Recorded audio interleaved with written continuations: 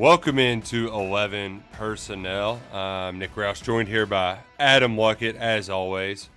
Just my camera, got to show off my hat. We're going to Nashville this weekend, so I got to bring up my Roberts Western Wear trucker hat. Shout out. They're not proud presenters of this podcast. That would be our friends at Monticello Bank. But had to shout out the establishment that doesn't serve $12 beers on Broadway, Luckett. There is still one of them left. Yeah, they are holding recession-proofed. They're holding tight there at Roberts Western World or whatever it is called. We had a good time in there during our little stop in July for media days. So definitely highly recommend that spot. It's not going to be as rowdy for the KSR crew this go-around as the last one. I am the best man in a wedding on Saturday. The wedding will be kicking off as the game concludes, so at least the nooner I'm able to watch it, most of it. You are moving on Friday, I am. Is that correct? We close on Friday, the 22nd. So I picked Kentucky helped me out here. Get to go out of town during moving weekend. Oh, they really did though, because you're going to do some. I would imagine you're going to do some of the stuff, but You know, I'm in charge of unloading the pod on Friday. Okay. Before I head out of town. And then the movers, right. they do the big stuff on Saturday. Okay. Now, here's the question. When you get back Saturday, are you going to have access to the World Wide Web to watch college football? Internet is being installed Friday. So I'll be up and ready to go as soon as my car hits pavement in my driveway for the first time. Oh, man, that's going to be an experience. So best of luck. Godspeed this weekend. You need it. Yes. Because moving is one of those things too. I did it. This will be 2 years October. I did it during football season as well. It was kind of unexpected, but it's like one of those things that even when you prepare well for it, there's still just all right, I did this, but then it's 3 weeks later, you're still doing crap from it. It's very much a never-ending process. And it's much worse. Apartment to house isn't bad. It's house to house where you just got so much stuff, and it's I can't do this all. I got to pay somebody to get everything in order. I cleaned my desk today. I'm not kidding you. I have a garbage bag full of trash. Just from out of my desk, just old former places of employment, gobbledygook of information that I don't need, and just all kinds of sunglass boxes, receipts, all kinds of nothingness that I just stored. College football previews. Well, yeah, those are already in the pod. They will be back there. They're back there on the bookcase. They're not going anywhere. But there's a bunch of trash that you just have to get rid of, and you don't think you're hoarding, but you realize, I think, when you start digging in, oh wow, I got a lot of crap. Well, we're not going to give you a lot of crap. We're just going to give you gobbledygook on the Vanderbilt Commodores, because Kentucky is kicking off SEC play on Saturday in Nashville, and we're able to do it thanks to our friends at Monticello Bank, where people matter. They put people first there. They've been doing it for 128 years.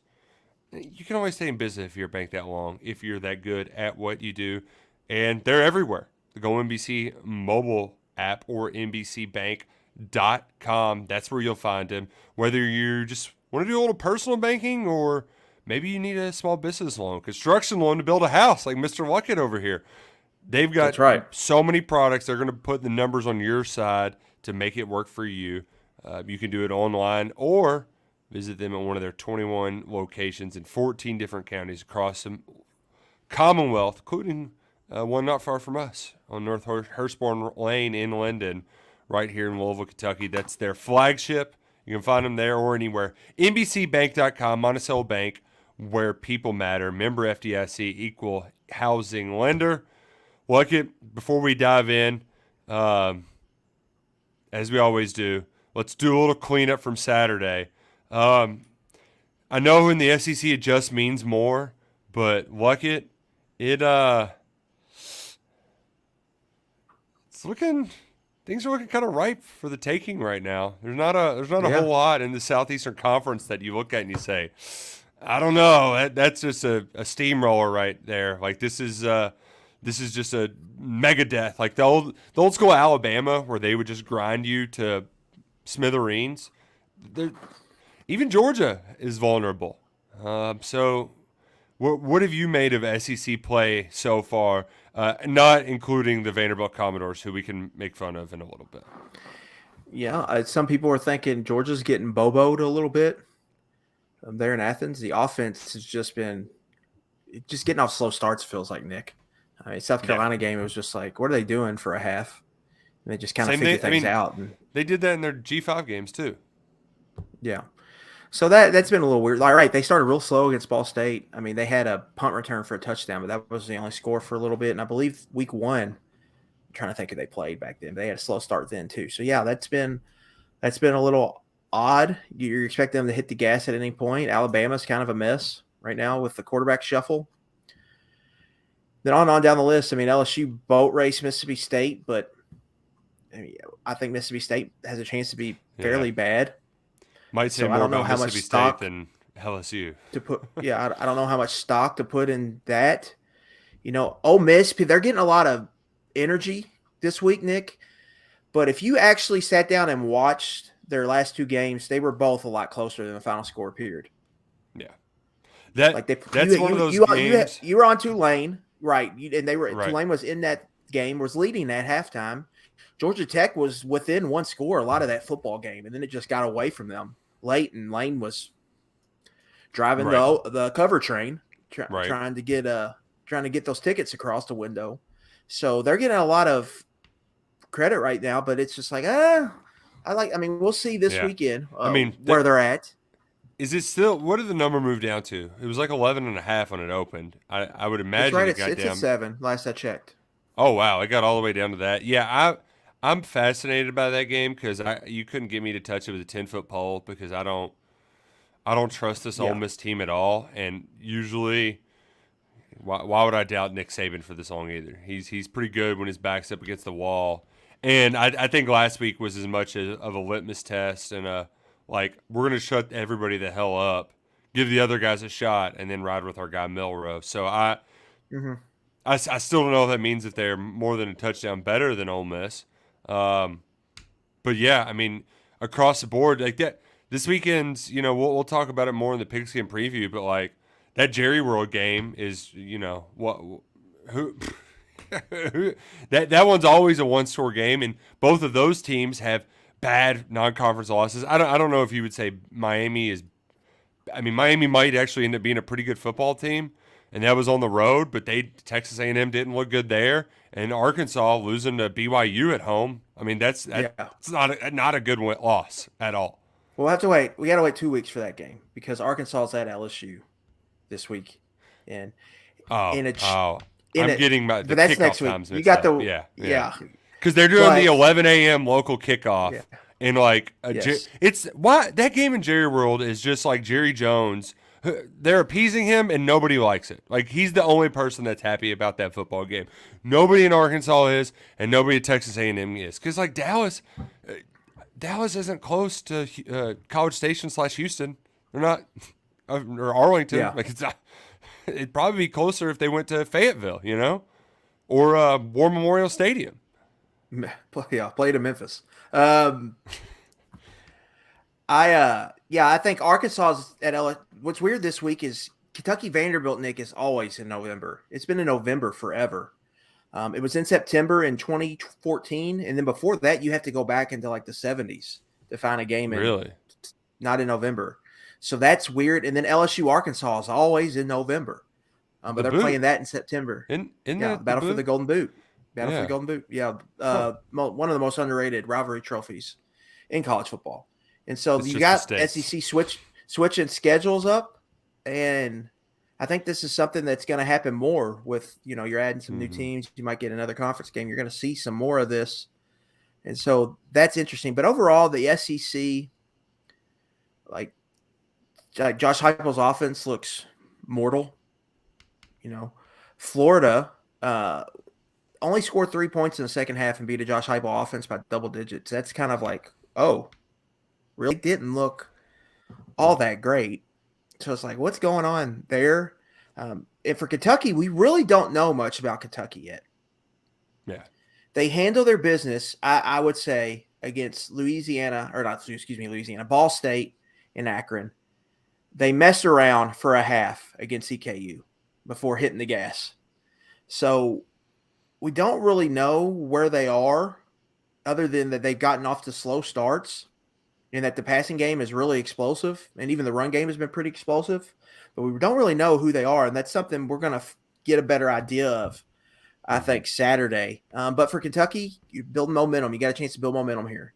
Go down on the road in a revenge spot, get a win, get to 4-0, and set up a big game at home against Florida, who will be 3-1 after they beat Charlotte this weekend in the Swamp, and they'll be ranked, and that'll be a big moment at home.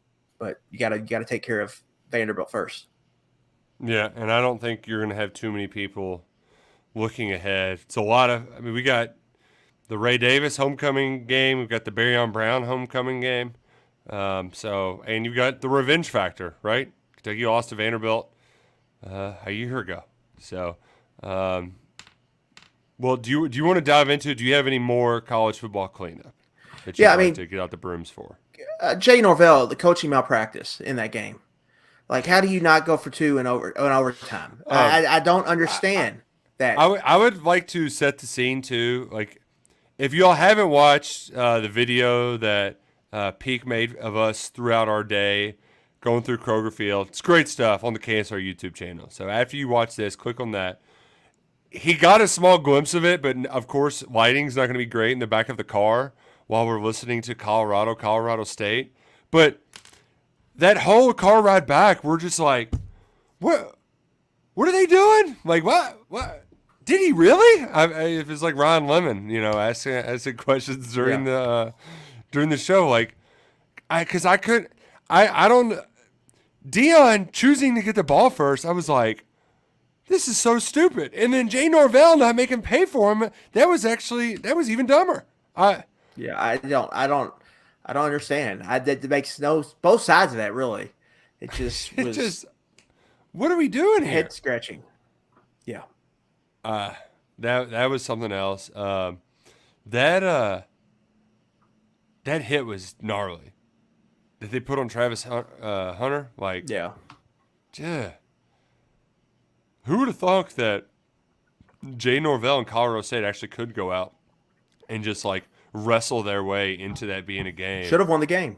I mean, yeah, they gave up a 98-yard drive with a minute to go, and that was one thing I turned in with you and was like, man, the Dion miss only going to blow up even more if they go down the field and score here.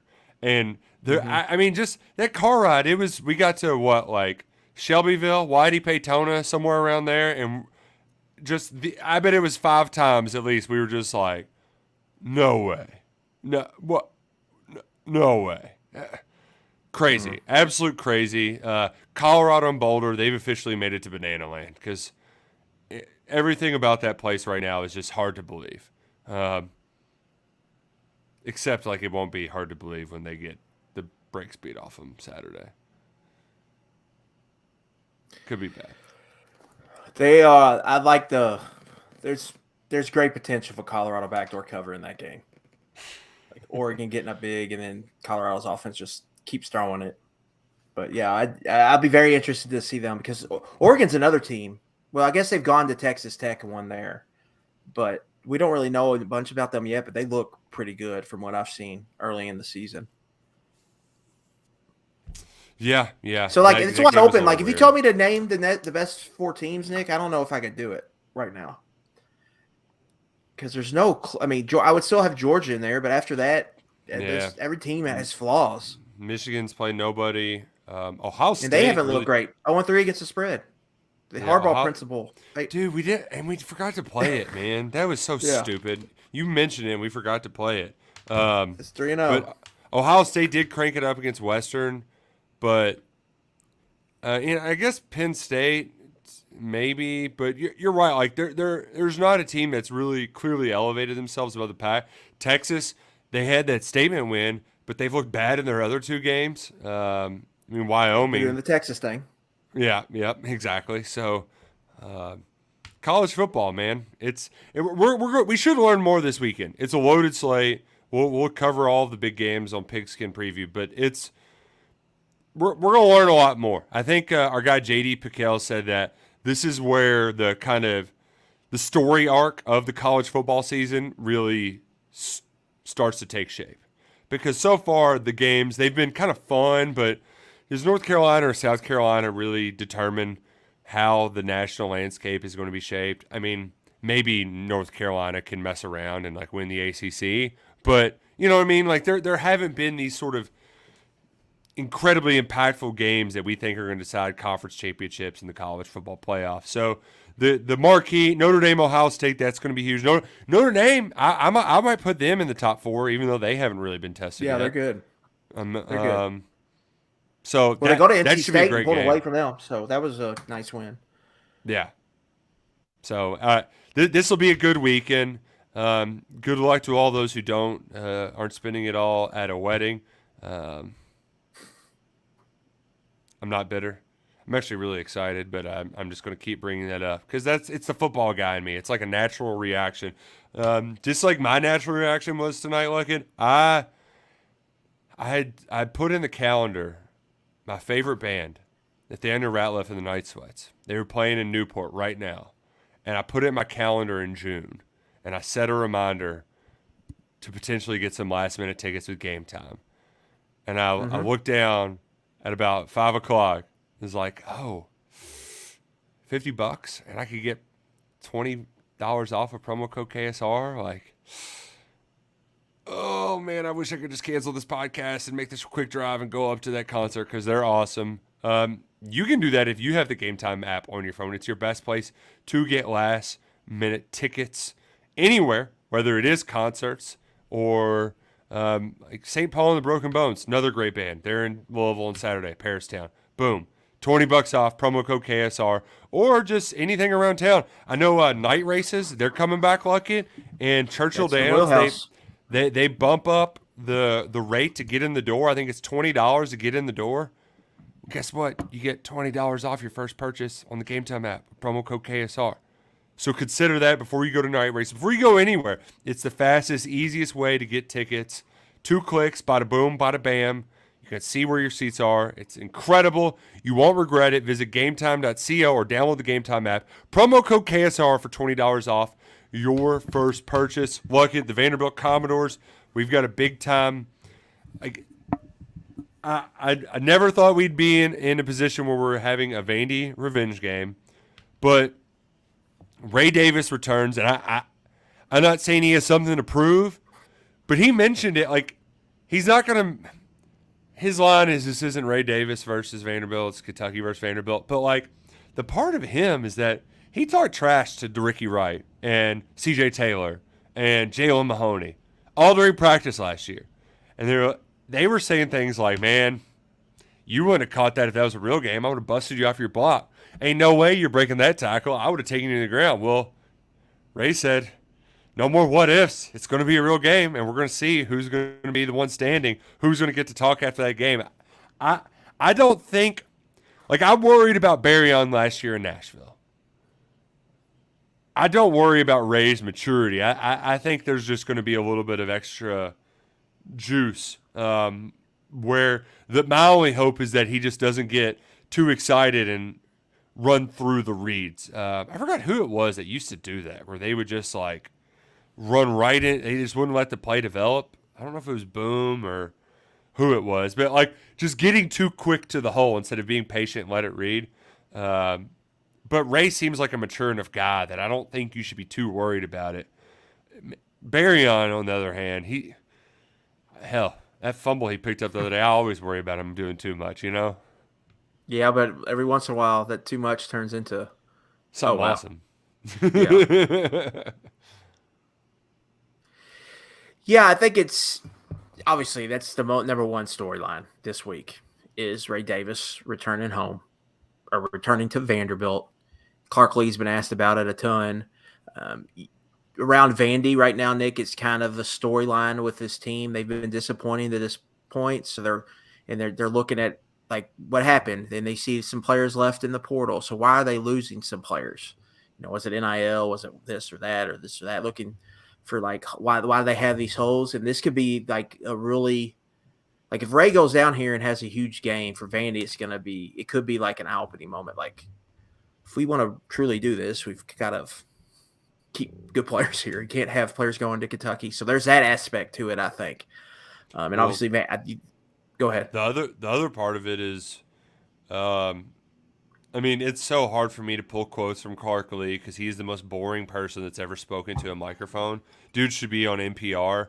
But Justin Rowland pulled a quote about like how they don't want to go to the portal to get players. It's all about developing, and he doesn't want to take shortcuts. And it's like, dude. Well, they can't because they can't get them in school.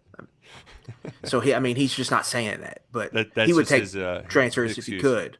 Yeah. So they're trying to sell the development part of it and this or that, and that's a pitch to high schoolers. Like, we're not going to over recruit you, right? Like, you can come here. Other schools are going to over recruit you, but if you come here, we're going to develop you, and you're going to play early in your career. And you're seeing that play out when you see them on the field. They got a lot of freshmen and sophomores playing. A lot of elite recruits are in big roles on this team. But just to scope how much they miss Davis, it's been a significant loss for them. Vanderbilt tailbacks in 4 games have 399 yards from scrimmage. That's passing and receiving yards on 4.4 yards per rush, 3 total touchdowns. Ray Davis in 3 games with Kentucky, 379 yards from scrimmage on 7.1 yards per rush, 15, and you add in 15.9 yards per reception and 5 total touchdowns. That's a sizable chunk they're missing from the offense. It's putting a lot of pressure on sophomore quarterback A.J. Swan, Nick, if I want anybody to leave from this is what I want you to – this and another thing we'll get to later. This is what I want you to know. A.J. Swan has 27 completions of 15-plus yards. That's over 20% explosive rate. That's pretty good. Mm-hmm. But A.J. Swan has thrown 28 either pass breakups or interceptions this season. Gosh. 28 times throw has ended in a catch by the defense or a pass breakup. That's 7 times a game. That is 21, nearly a quarter of his throws, Nick, end up being a pass breakup or an interception. So a quarter of his throws are a pass breakup or an interception, and then the other 20% are gains of 15 yards or more. He's was Sosa like that, or was it McGuire? He's home run or strikeout. Adam Dunn. There's no. There we go. There's a better 90s, early 2000s baseball comp. It's home run or strikeout, plain and simple. So yeah. So with this game, like Kentucky just can't give up explosives in the pass game. If you don't give that up to them, they're going to have a hard time scoring. Just bottom line. It's going to be hard for this team to go because Swan is only completing 57% of his passes, Nick, and they can't run the football. So they're getting behind the chains a lot.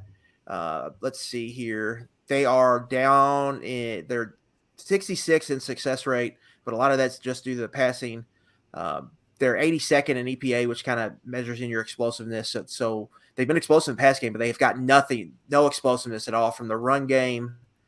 And then the red zone, they're number 78 in touchdown percentage to this point, 53 in points per drive. So they've had some good moments, but a lot of it's just been a big play pop.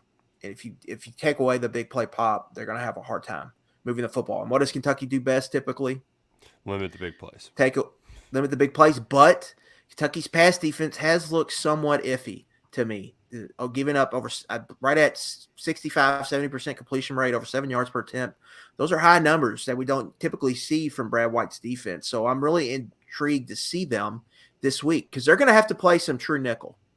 Because Vandy's going to live in 11 personnel. They're going to want to slide Andrew Phillips in the nickel some. And then that means Maxwell Hairston and probably Jordan Robinson outside of cornerback. That's where your concerns are going to be if you have a zone coverage bust and Vandy gets somebody wide open, something of that nature. And so that's really the thing to watch out for me. I think running the ball, Vandy's going to have a hard time, and I think the pass rush is going to get after Swan a fair amount. But Swan's on tape. He does a good job. Some of his better plays are just like avoiding the rush in the pocket, moving out and making some throws. Two of the best throws I saw, one against Wake Forest and one against Hawaii, were him just escaping a pressure and making a throw, making a football play. And so that's something you have to be cognizant of. And that's the big question for me this on defense for Kentucky this week is how do those two cornerbacks, specifically Hairston and I would assume Jordan Robinson or even J.Q. Artaway, how do they hold up? In the safeties for Kentucky, they haven't been great to this point. They're going to need them to play sound on Saturday. Will Shepard leads the way. He's got 6 touchdowns already this season. It's a very short list of people with 3 multi-touchdown games in a row. He was the guy who had the game winner last year against Kentucky. He's a ball player, a very good ball player, one of the most talented receivers in the SEC. Jaden McGowan can also go into is Humphreys a freshman or a sophomore? True that freshman. Kid, yeah, he can play. He came to play right away, and he's done that. 3 touchdowns on 9 catches, 30 yards a catch. I mean, he's just a big play guy. Yeah. He's the vertical field stretcher. Like they're looking for him deep. I believe he had 8 targets on Saturday, which was as much as Shepard.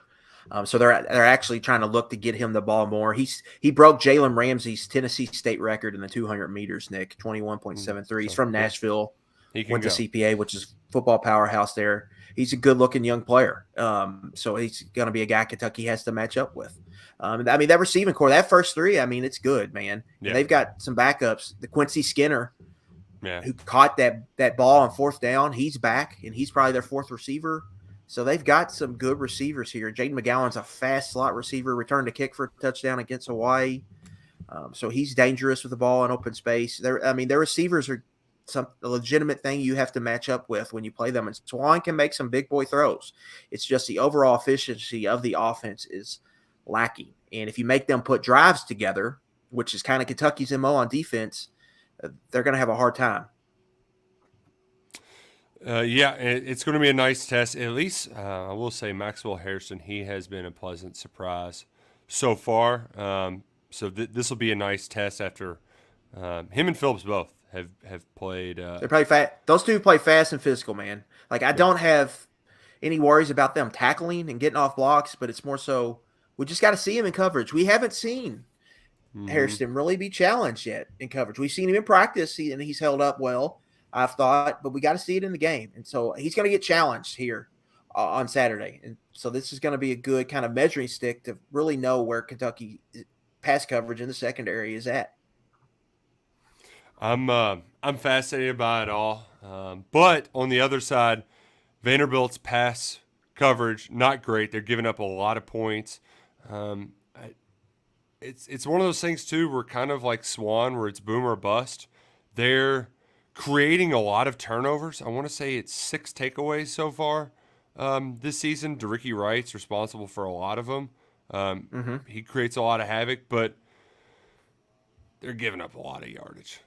There's really no way around it. And I think some of it, too, has to come down to the lengthy injury report where they've had a starting D lineman that hasn't played at all this year. Wright's dealing with an ankle. Jalen Mahoney, team captain, he's banged up. I mean, it's a very long injury list. Yeah. He didn't practice. And then you mentioned, too, Swan has a elbow deal. Elbow contusion on his right throwing arm. Knocked him out of the game for a period. He could not grip the ball Saturday. So he had to sit out a series or so. That's tough. That's tough. The thing is, though, is it's kind of weird. Like, is as many points as they've scored and allowed,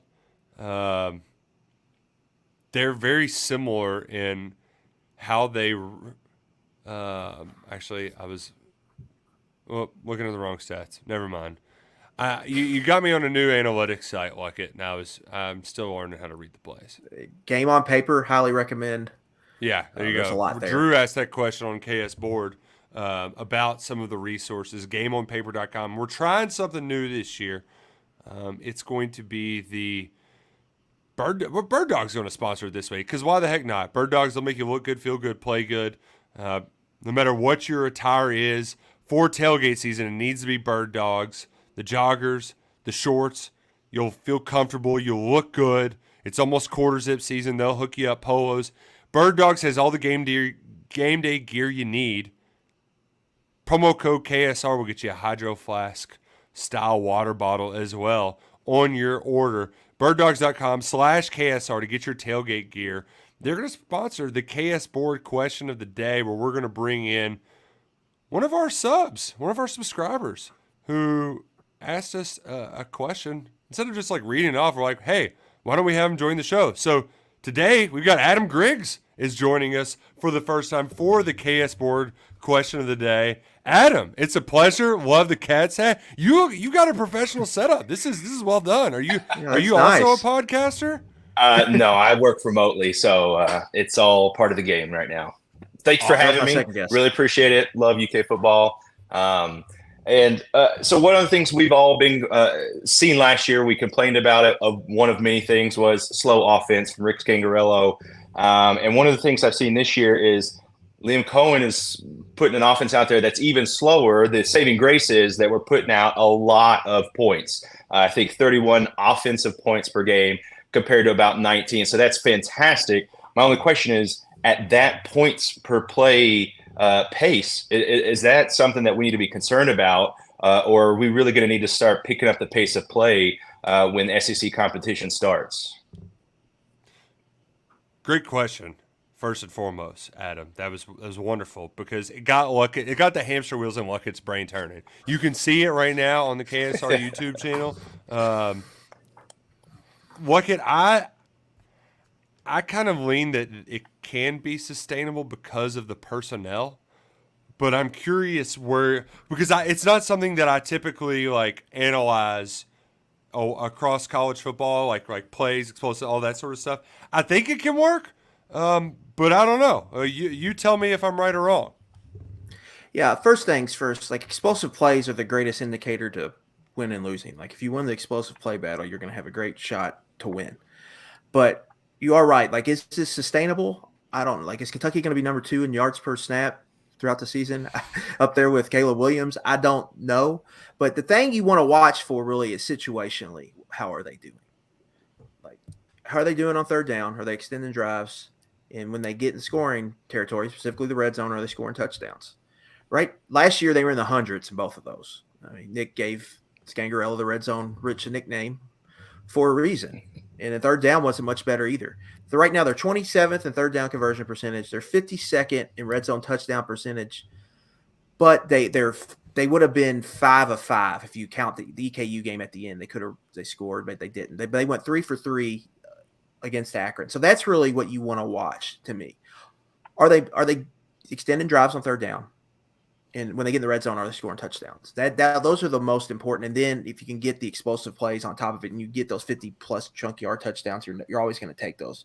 But really, it's the situation, football that you want to look out for. But I think we even heard Liam Cohen discuss this, Adam, this week, just the efficiency on first down. They're averaging only 4 yards per attempt per pass, 2 yards and change per rush. They're really falling behind the sticks on first down, and that's getting them in trouble.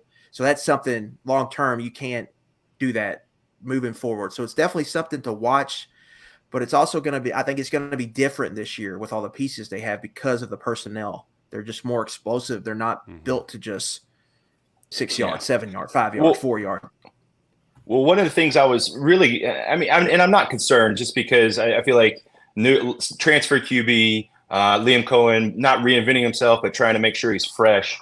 And so they're a completely redone offensive line. So I'm not super concerned. It's really the intent.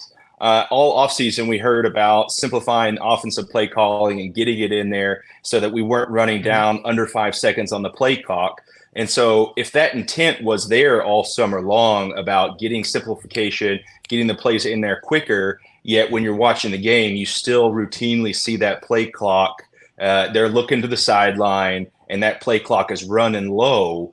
And so if it weren't for that, hearing that all summer long of that, we have an intent of getting these plays quicker, getting more plays, getting more time to kind of check with me and maybe change something or change formation before we snap it, then I wouldn't even be bringing this question up. But since they had that intent over the summer and we're still seeing that first initial play before they even check with me, getting there so late, that's why I'm wondering, like, Is something going on? Is it just knocking the rust off? Is it just trying to get familiarity and get rhythm?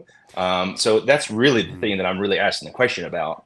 You use the word rhythm, Adam, and that's what I would really like, because I think some of it is Liam rediscovering his rhythm as a play caller too. I mean, he did take a year off, and the pro game is a different game. Now he wasn't doing that there, but I want to say it was EKU in that first drive of the second half where they started with chunk play, then went tempo, and then moved the sticks on the next play with a run, and then like that sort of we're gonna follow up a big play with another one. Like I like that mindset, and that was if I'm gonna have any disappointment, any alarms about the situational football, it's when they get gifts on the short fields like they did. Was it the muff punt? Yeah, it was a muff punt, and they didn't take a shot right after it. Yeah, like it's like you get those short fields, go right for the end zone, and it held. It paid off in the Tavion Robinson touchdown after the Barryon Brown punt return, right, where they were aggressive right after it. I think some of the rhythm is Cohen in general, and I that's why I think a lot of this is just like the kind of early game stuff like it. But also say it's different to be explosive.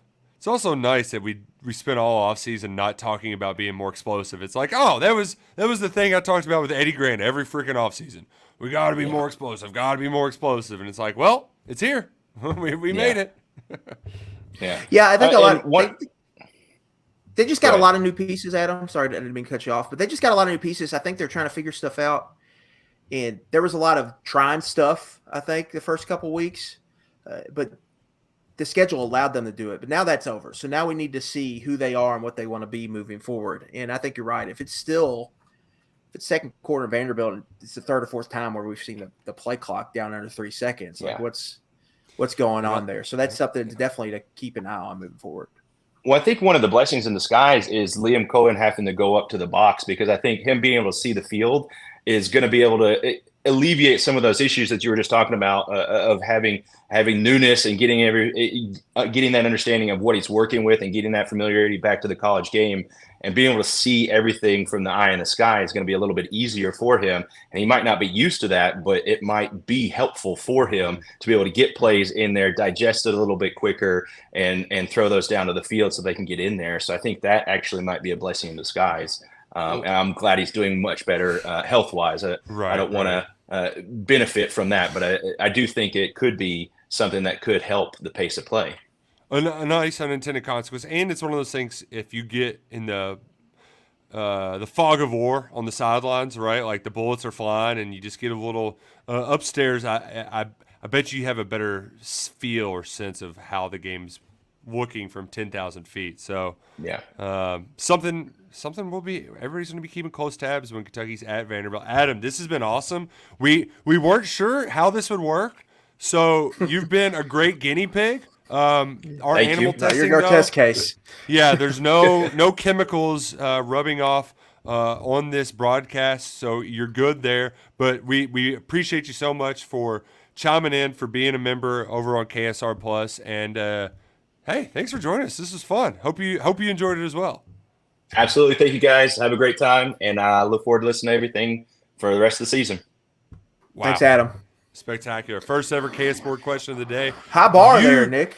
I know, it really was. You can hop on the podcast with us too. Join KSR Plus. It's 25% off for a year, $1 for a month to give it a try. So that's right. We've really been cranking it up over there lately. You can read all of Luckett's detailed scouting reports there. So join the fun. That'll probably be a regular segment now. That was good. Because we're not a call-in show, so it's like the next best thing to being a call-in show. It's just come and hang out, join the board, hang out with us, yuck it up for a little bit. I did want to why do we huddle them? What's the point of getting the call from the sidelines and having the quarterback relay the info? Is that what's happening? No, Matt, they only do the check with me every once in a while. I did get irked when they did check with me the other day because I thought they were going to. They did a couple of them. We ran down late. I think there is, for Kentucky, they're using this pro-style offense. And it is helping them in recruiting because they can say, hey, don't go to blah, blah, blah. You can come here. We're actually running what they run in the NFL. So, and part of that is huddling and playing under center and some of that. So that is helping them in recruiting. So that it's kind of a catch-22 there a little bit. So you just got to figure it out. But they do need to kind of, I think, modernize in certain aspects. And with Leary, how he's more comfortable kind of in a tempo spread world, I think you're going to see some of that. I think they've dabbled in it, kind of the tempo stuff, no huddle, going with it. And I think we'll see more of it moving forward.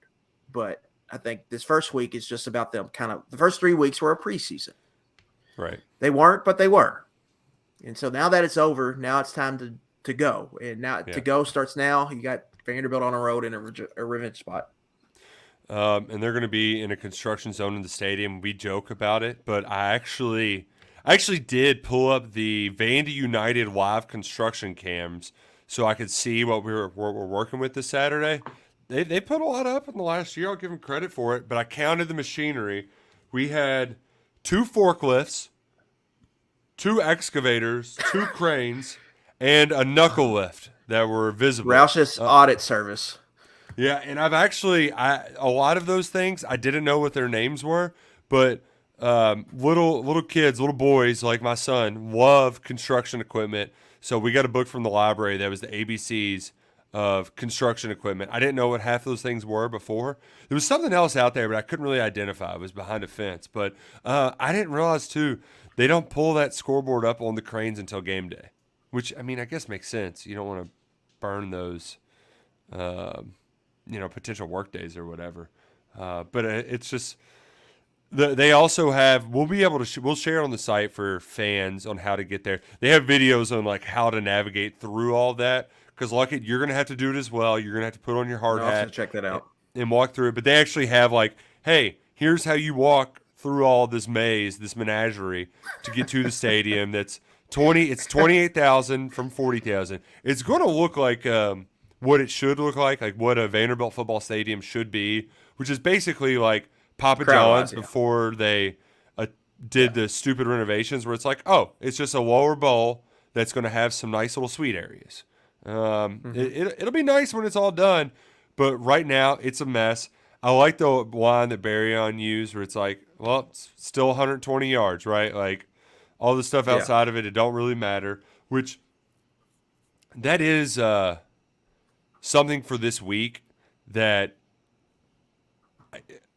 a revenge aspect. I don't bounce back, whatever you want to call it. This feels like a game where Barryon can bust some huge plays.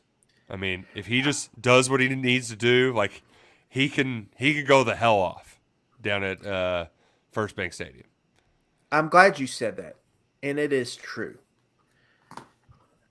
But you cannot let your eyes trick you on this, and I'm going to tell you why.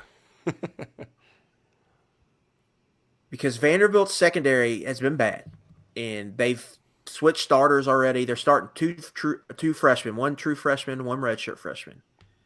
But their play-by-play numbers are even worse against the run, Nick.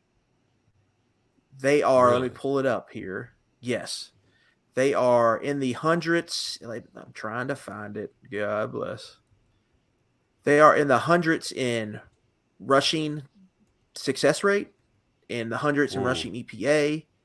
They're giving up over 4 yards per rush, which is number 85 in the country. But they've only really played one team that can truly run the football. And they're 98th in EPA rush. That's what I found it just now. But they've only played one true team that can run the ball. And Wake Forest didn't run for 100 yards against Elon or against Old Dominion, Nick. And they rolled up over 300 rushing yards if you take out sacks and kneels. Wow. They ran all over their ass. And when Mark Stoops comes out and says, I challenge my offensive line this week, that they want to run the football this week. They want Ray Davis to go down here and run for 200 yards. I know it in my bones. Kentucky has been very explosive in the ground game, but they haven't been very efficient. But playing Vanderbilt is often a get-right spot for their run game, 200. They had 213 yards last year and nearly 7 yards per rush. Chris Rodriguez had a big game, but McLean had a big game. Year before, they ran for 236. Year before that, 308. Year before that, 401, the Lynn Bowden year. They were over 200 each year from 2016, 2017, 2018. Nick, we're talking this whole run Mark Stoops has been on since 2016, the bowl streak. Kentucky's ran over 200 yards in every one of those games against Vanderbilt. Everyone. They run the damn ball against this team. So I don't think that's going away. I think they're going to kind of want to come out and establish the run. And so I think we're going to see that. So the Ray Davis game, you're predicting the most obvious storyline to come true, Luckett. They've allowed 19 rushes of over 10-plus yards through 4 games, and they're not playing great ground attacks. I think the word you said I just think it's coming. They hadn't played a top 50 SP offense, SP plus offense. Is that right? Yeah. Wake is the only one. Wake is the only one, and they rung up 3 bills on the ground on them. Yeah. 119th in rushing EPA defense. That's bad. Mm-hmm. That's very no. Oh, sorry, 103rd. When they are rushing, they're 119th, so they can't run. Vandy can't do a lot of things, but they can score some points. What I actually thought was remarkable. If you're wanting plays per game, Matt G, by the way, it was only like 71 or something. They ran like 8 more plays than they did in 2021. They did 2022 per game.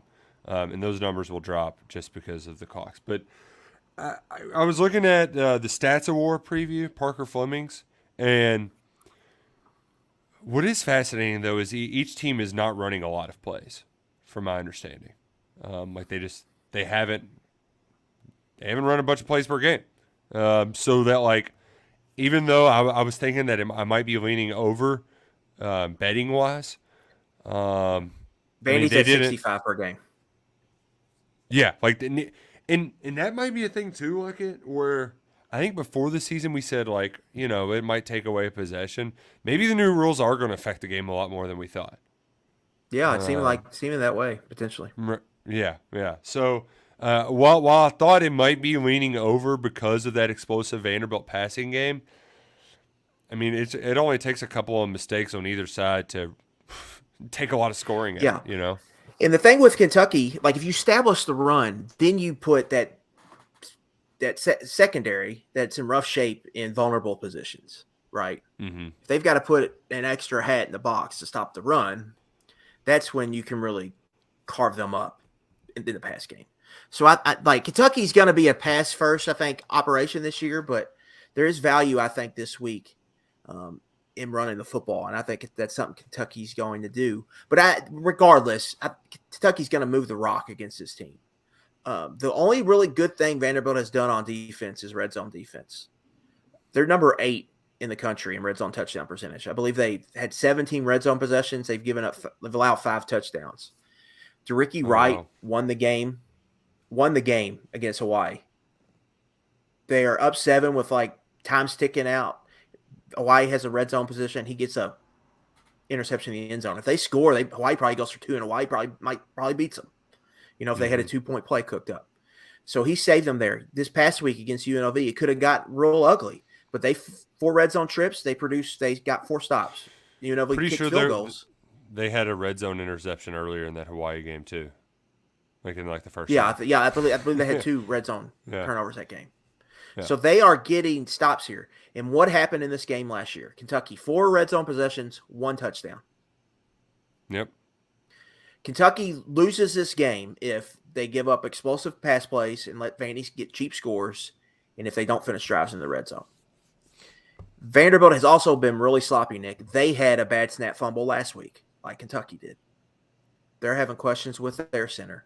They have, I believe, 10 fumbles in 4 games. They have 8 total lost turnovers, I believe, of 7 in the last 2 games.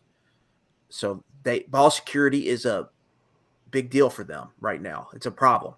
And so if Kentucky's able to go in there and get a couple turnovers, they could really get in a good spot early in that game and take advantage of it early, which is something we haven't seen Kentucky do in a game yet this year.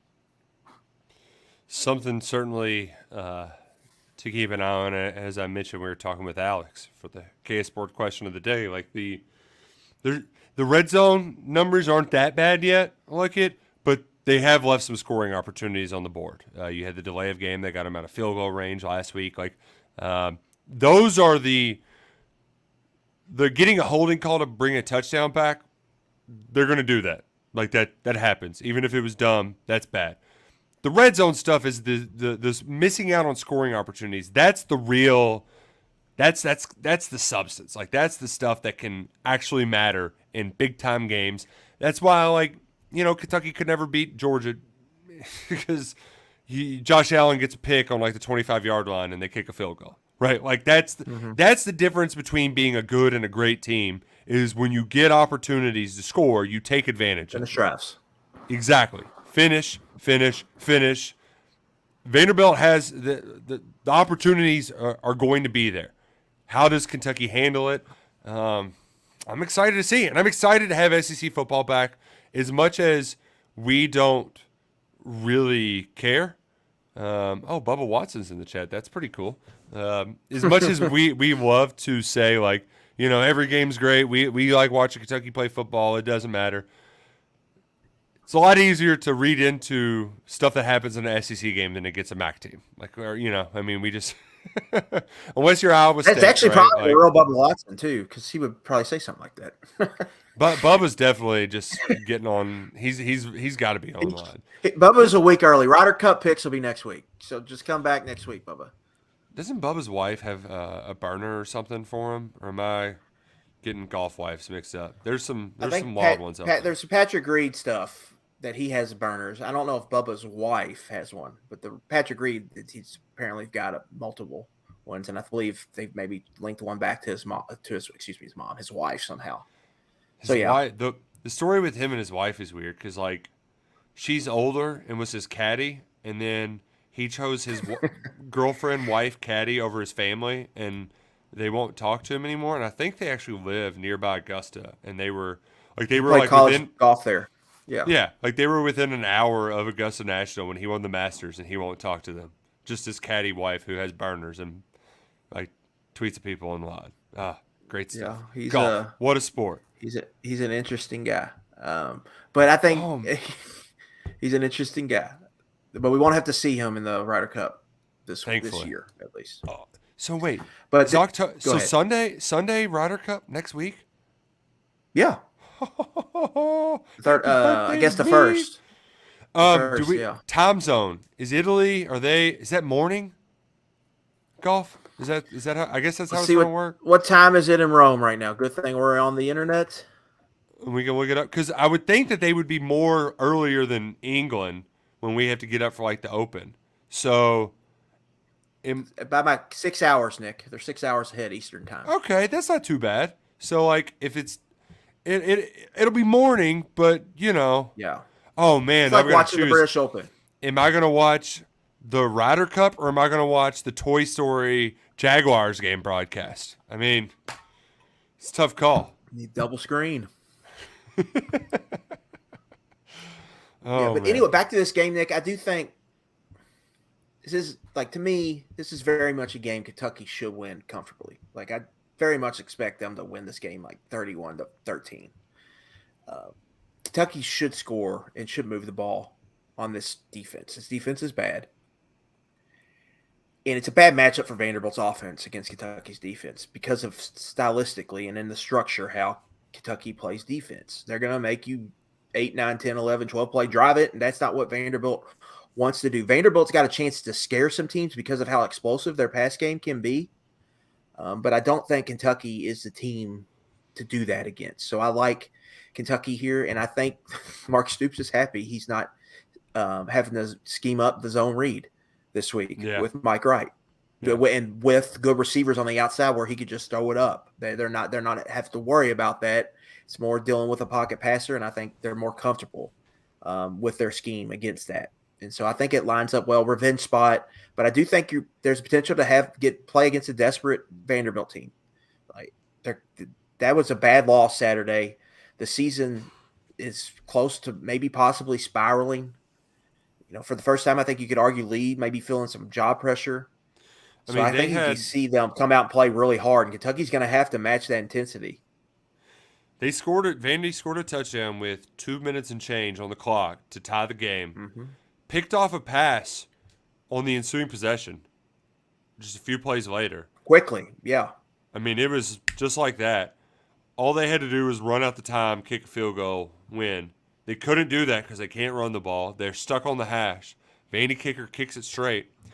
UNLV burnt up all their timeouts to be able to get the ball back. They only had 30 seconds left, maybe. They had a backup quarterback in. Vandy was calling timeouts to try to get the ball back. And Clark Lee said he didn't call that timeout. He said it was like a player.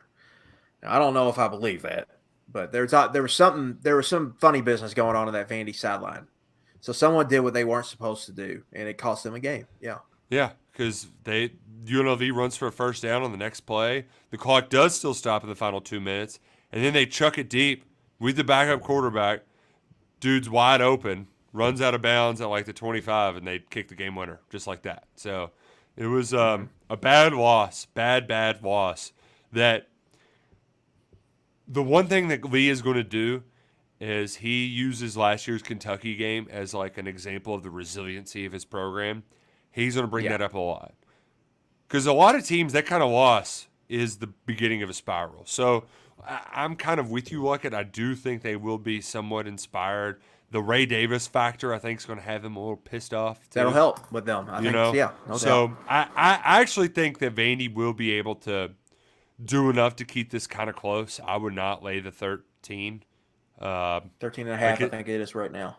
Yeah, I mean, I could see Kentucky playing the game kind of, a touchdown, 10-point, 13, like in that range all the time. But I could see them being very feisty and hitting some of those explosives when really the UK secondary is being tested for the first time. And we saw what happened the last time they had a decent quarterback. I mean, I would say Parker McKinney's a little bit more I would trust him in the pocket with his decision-making a little bit more, but he's got a lot better athletes. The Swan's got a big arm. So I ultimately, think it'll probably somewhere be like a 31-21 type game, 31-24 in that range where, Kentucky's got it in hand. Vandy scores with 45 seconds left and then kicks an onside kick, and UK just gets the back door. Yeah. And there's going to be a lot of lubed up fans going to Broadway pissed off because their tickets didn't cash. I think I could definitely see that. But we really haven't. We saw glimpses of it, I think, in the Akron game. They were very close to just really blowing that one up. Like that one could have been 35-0 potentially if a couple things go the other way. They haven't really, to me, Nick, haven't got like the bounces in a game yet either. It's true. Ball State game was weird. EKU game was weird. Aside from Ball really State that had the bad officiating. The ball staying in bounds at Ball State, that fumble, that's about it, right? Like the ball just going right to Geiger. But like aside from that. I could see a game where they maybe get a bounce or two. And like, I really wouldn't be surprised if they got off to like a super fast start. Like if they get a big special teams play or defensive turnover, they score on the first couple drives, and then it's just like, oh, they're up 24-0 midway through the second quarter. But I also wouldn't be surprised to see a slow start either. But I do think over time, Kentucky's going to move the ball consistently. They're going to score. And then I think at Vanderbilt, as long as they don't get whether a short field or, whatever, or a cheap explosive play, it's going to be hard for them to put drives together against this Kentucky defense. Whew. All right. Well, this has been fun. Been a pretty good show. Feels like it's finally game week, right? It's first World Nooner of the year. We'll see how many we get. This might be the only one. Usually don't get very many of these. It certainly but is. Stoops, Nick. Stoops under Kentucky under Stoops 6-1-1 ATS numero game since 2016. Oh man! So stick that in your back pocket. Stick it in your back pocket and don't smoke it. Actually, smoke them if you got them. This has been a lot of fun. I'm going to go talk to Peak. We both have car trouble that we're trying to figure out. And also get to Lexington for some interviews. So it's been a joy, but we'll figure it out. We appreciate y'all for joining. Shout out to Adam Griggs. You can join KS Board 2 and Kessbar. have fun with us. Yeah. Join first road game. Hell yeah. It'll be a party Saturday. So we'll see you all on the other side. Until then, go Cats and go Kroger.